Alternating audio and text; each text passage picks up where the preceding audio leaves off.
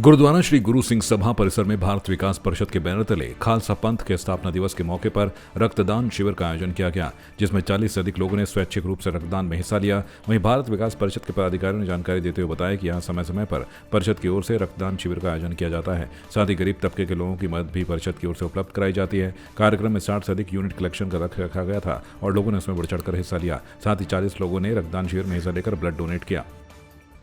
आज भारत विकास परिषद शाखा लालकुआं द्वारा खालसा साधना दिवस के उपलक्ष्य में लालकुआं शाखा ने गुरुद्वारा परिसर में एक रक्तदान शिविर का आयोजन किया है, जिसमें करीब 40 यूनिट रक्त इस समय रक्तदाताओं ने दे चुके हैं और 2-2:30 बजे तक का समय है और अभी संख्या आने पर ही है।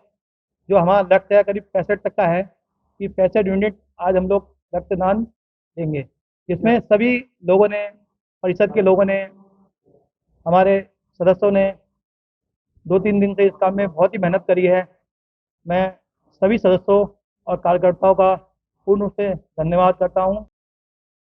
मैं भारत विकास परिषद की शाखा लालकुआं की महिला संयोजिका। रक्तदान शिविर में हमारा मेन जो पॉइंट था 60 से ऊपर का ही था, लेकिन जहाँ तक हमने कोशिश करी है, हमारे मेंबर अभी पूरे आए नहीं हैं और हम अभी वेट कर रहे हैं। 2:30 बजे तक का टाइम दे रखा है सबको और मेरी यही कोशिश है कि ज़्यादा से ज़्यादा लोग आएँ और अपना रक्त दें ताकि हम किसी की जान बचा सकें। और कभी भी ब्लड देने के लिए 2 बार कभी ना सोचें, क्योंकि हम जो ब्लड दे रहे हैं वो हमारे किसी गरीब के काम आएगा, किसी की पेशेंट के काम आएगा। तो मैं सभी से यही विनती करती हूँ कि आप लोग सभी आइए और रक्तदान कीजिए। आज हमारे लिए बड़ा सौभाग्य का दिवस है। हमारे दशम पिता दशमेश गुरु गोविंद सिंह जी के द्वारा जो आज खालसा पंथ की स्थापना की गई थी, आज के दिन खालसा स्थापना दिवस, साधना दिवस के उपलक्ष्य में आज भारत विकास परिषद के सहयोग से और गुरुद्वारा प्रबंधक कमेटी के सहयोग से यहाँ गुरुद्वारा परिसर में आज जो हमने ब्लड कैंप लगाया है, इसमें जो है ब्लड डोनर अपने आप स्वेच्छा से ये कर रहे हैं, अपना ब्लड डोनेट कर रहे हैं। और इसके साथ में जो ये हल्द्वानी की हमारी ये संस्था आई है, इनका बहुत सहयोग है और ये यहाँ पर अभी हमारा जो लक्ष्य है 50-60 डोनेट हो जाएंगे, अभी 40 हो चुके हैं। भारत विकास परिषद यहाँ पे क्षेत्र में लगभग पिछले 15 सालों से लगातार यहाँ पे काम कर रही है। समाज सेवा के, समर्पण के, जो भी गरीब वगैरह झुग्गी झोंपड़ी में रहते हैं उनकी सेवा के लिए समय समय पर उनके वहाँ पे जाना और कई गरीब बच्चों को हमने, हमारे जो महिला विंग है वो उनको बहुत कुछ उनको सिखाने जाती हैं। हैंडमेड कोई भी चीज़ें हैं, जैसे अपने आप सेल्फ डिपेंड बने, ऐसी चीज़ें सिखाते हैं और कई तरह के ऐसे प्रोग्राम होते रहते हैं हमारे यहाँ। अभी हमने पीछे जैसे घर में जो हमारे मेड होती हैं, घर में महिलाएं जो काम करने आती हैं, उनके लिए हमने एक कार्यक्रम किया था उनके बच्चों के लिए कि शिक्षा, उनके बच्चे शिक्षित हों, शिक्षा को समर्पित हो और हमारे जो भारत विकास परिषद है उनको बुक्स के लिए, उनकी पढ़ाई के लिए, उनकी ड्रेस के लिए सभी सहयोग करती है।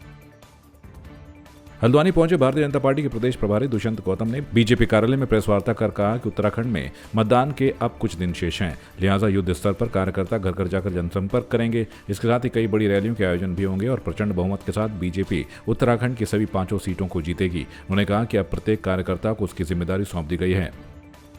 भारतीय जनता पार्टी का इन 10 दिनों के अंदर 8 दिन रह गए हैं। इन 8 दिनों के अंदर भारतीय जनता पार्टी का एक एक कार्यकर्ता घर घर जाएगा और घर घर जाकर वोटरों से मिलेगा, निवेदन करेगा, प्रार्थना करेगा और उसके बाद वोटिंग वाले दिन वोट डालने का काम करेगा। जो प्रवासी कार्यकर्ता हैं, बाहर रहते हैं, यहाँ पर नहीं रहते, वोट जहाँ पर उनको लाने का काम करेगा और वोटिंग वाले दिन सुबह से लेकर शाम तक, जब तक वोटिंग पूरी नहीं होती, वहाँ पर रहकर मत पेटियों को, जो भी मशीन है ईवीएम को, उसके स्थान तक पहुँचाने का काम करेगा। हल्द्वानी में कांग्रेस के लोकसभा प्रत्याशी प्रकाश जोशी ने लगातार कांग्रेस नेताओं पर दबाव बनाकर बीजेपी में शामिल करने की रणनीति को उनकी डीडी, सीडी और ईडी का कॉन्सेप्ट कहा है। प्रकाश जोशी ने कहा कि कांग्रेस नेताओं पर दबाव बनाने के लिए सबसे पहले डीडी यानी डिमांड ड्राफ्ट से खरीदा जा रहा है। अगर नेता खरीदने से नहीं आ रहे हैं तो फिर उन्हें सीडी या किसी और चीज से ब्लैकमेल कर उन्हें शामिल करने का प्रयास किया जा रहा है। यदि तब भी बीजेपी कुछ नहीं कर पा रही तो फिर ईडी का इस्तेमाल कर उनके यहाँ छापेमारी कराई जा रही है। जोशी ने कहा कि बीजेपी के पास जनता के बीच जाने के लिए असल मुद्दे हैं ही नहीं और इस बार हर हाल में बीजेपी को जनता सबक सिखाएगी। पहला डीडी मतलब खरीद लो, डिमांड ड्राफ्ट, उससे भी कोई ना बिके, डरे नहीं तो सीडी किसी की अगर हो तो, अगर उससे भी कुछ ना हो तो फिर ईडी, सीधा धमकी उठा लीजिए, केस कर दीजिए। हाँ, अलग बात है कि एक बार ईडी का केस शुरू होता है और जिस पर ईडी का केस चलता है वो अगर भारतीय जनता पार्टी ज्वाइन कर ले तो फिर वो वो जो ईडी की फाइल है वो फिर शांत। चुनाव में यही चल रहा है, उत्तराखंड में कांग्रेस में इनके साथ यही चल रहा है इस टाइम, भाजपा पूरे देश में सबके साथ कर रही है। जहाँ जहाँ उन्हें लगता है कि तोड़फोड़ करने की ज़रूरत है, डरे हुए लोग ऐसा करते हैं, उनको अपनी हार दिख रही है इसलिए ऐसा करते हैं।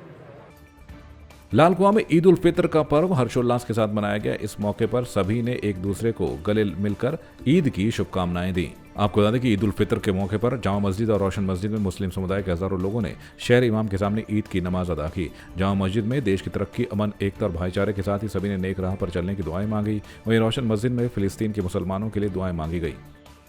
लाल कुआं के अवाम को ईद की मुबारकबाद पेश करता हूँ।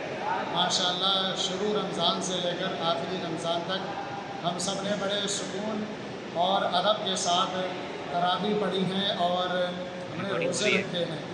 माशाअल्लाह, हर इंसान ने इसमें खुशी खुशी नमाज़ पढ़ी, चाहे वो जामा मस्जिद हो या रोशन मस्जिद हो।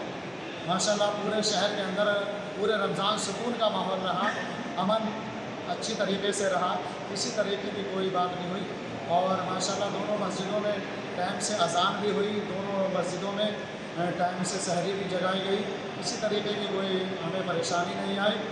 और आज माशाल्लाह ईद उल फितर का दिन है, हर एक के चेहरे पर मुस्कुराहट है, खुशी का दिन है। तो हमें चाहिए कि आज के दिन हम अपने भाइयों से, अपने वालिदैन से और अपने अज़ीज़ व अक़ारिब से सबसे खुशी के साथ ईद मिले और एक दूसरे को मुबारकबाद पेश करें, क्योंकि ये दिन है तो हमें पूरी तरीके से खुशी मनाना चाहिए। उधर मसूरी में भी ईद उल फितर मीठी ईद के मौके पर सुबह मस्जिदों में नमाज अदा की गई, जिसमें मुस्लिम समुदाय के लोगों ने समस्त देश की अमन और शांति के लिए दुआएं मांगी। इस दौरान आपसी भाईचारा और सौहार्द भी देखने को मिला, जिसमें नमाज के बाद मुस्लिम समुदाय के लोगों को ईद की बधाई दी। इस दौरान सुरक्षा की दृष्टि से पुलिस द्वारा व्यापक प्रबंध भी किए गए। ये मसूरी ऐसा शहर है जहाँ पर कोई त्योहारों का महत्व ऐसा होता है कि कोई भी त्यौहार हो, चाहे ईद हो, होली हो, दिवाली हो, आपको एकता की मिसाल मिलेगी। आपको ये पहचान नहीं होगी ये हिंदू है या मुसलमान है। यहाँ पर भाईचारा ऐसा है क्या एक दूसरे के गले मिलते हैं, हम एक दूसरे सुख और दुख में साथ देते हैं, हमेशा खड़े रहते हैं और एक के पीछे एक लगे रहते हैं कि कहीं किसी को कोई दिक्कत ना आए, कोई परेशानी ना आए, हम साथ एकता की मिसाल बन के रहते हैं।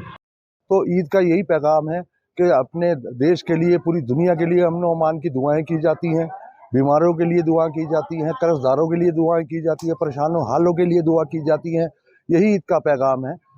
सब हिंदुस्तान में सभी भाइयों को हमारी मुस्लिम समाज की ओर से ईद की बहुत बहुत बहुत ही ज़्यादा मुबारकबाद। और हमारी यही दुआ है कि हमारे देश में अमन शांति रहे और प्यार प्रेम इसी तरह से सदैव बना रहे।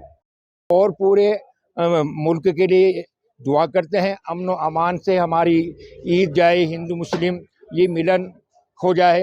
और ये जो है ना एकता का प्रतीक है ईद का दिन मनाना, इसीलिए मीठी ईद कहा गया है इसको। आपकी इस पर क्या राय है, हमें कमेंट कर जरूर बताएं। इसके साथ ही आप हमारे YouTube चैनल को सब्सक्राइब कीजिए। आप हमें Facebook, Instagram, Twitter और कू ऐप पर फॉलो भी कर सकते हैं। और संवाद 365 के साथ एक क्लिक में जुड़ने के लिए डाउनलोड कीजिए संवाद 365 ऐप।